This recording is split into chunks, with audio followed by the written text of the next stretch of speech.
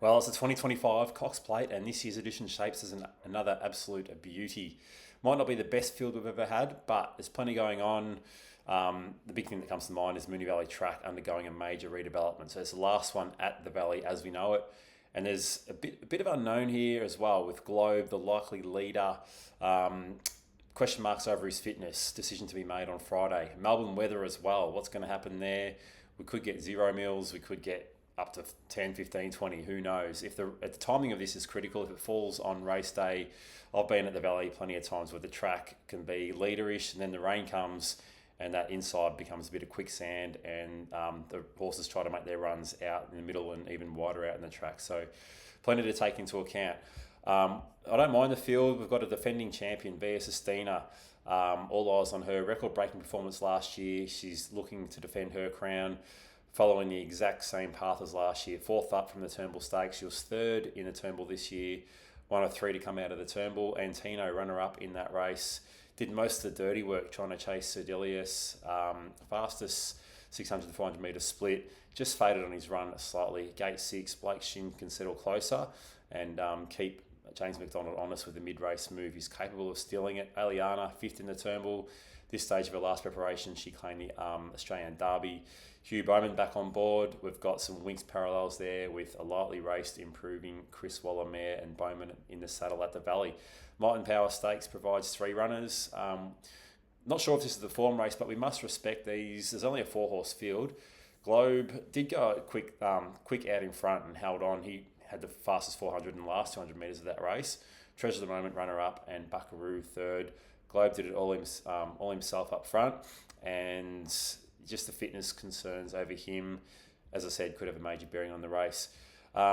Attrition and Light Infantryman both backing up from last weekend's Hill Stakes at Randwick. Not sure they have the class, but Light Infantryman does boast the best benchmark figures that any horse in this race has set in the past 2 years, going more than 20 lengths faster than standard to claim the Australian Cup this year. But the format of that has been horrid. The only horse that's won out of that, ironically, was Pride of Jenny, who set the tempo on the Australian Cup. No other horse from the Australian Cup has won since then. Nepotism as well. X Factor 3-year-old carrying just 49.5 kilograms. We'll get to him in a minute.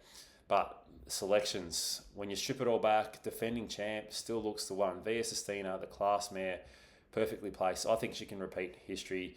Went just 6 lengths faster than standard in the Turnbull, which is well off her best, but that was due to the slow tempo up front early on. Her last 600 metres was actually better than what she produced last year when winning the same race.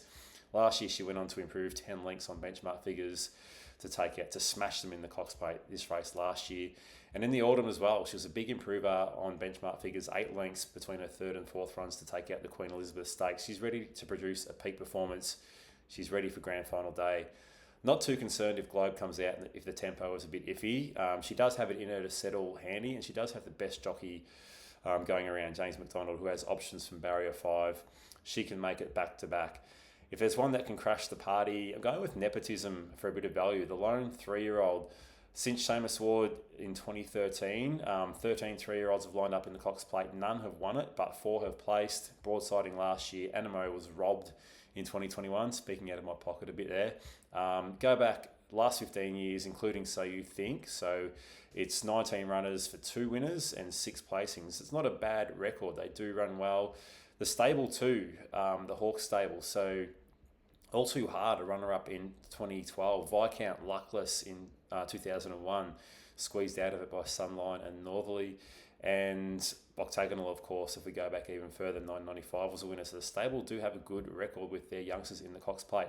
Nepotism is Caulfield Guinea's 7th, a lot better than what it looks. He 9 lengths faster than standard, and he produced the best splits from the 600 to the 200 metre mark, then got held up at the business end. Definitely worth something at the odds if the breaks go his way. But it's Via Sistina back-to-back, cement her legacy. Nepotism, the value runner, it could make history. Champion mare, daring lightweight. Cox Plate farewell. One, I reckon it's going to be built for the ages. Good luck. Let us know who you're on. Don't give us a comment. And enjoy Australia's Wait for Age Championship.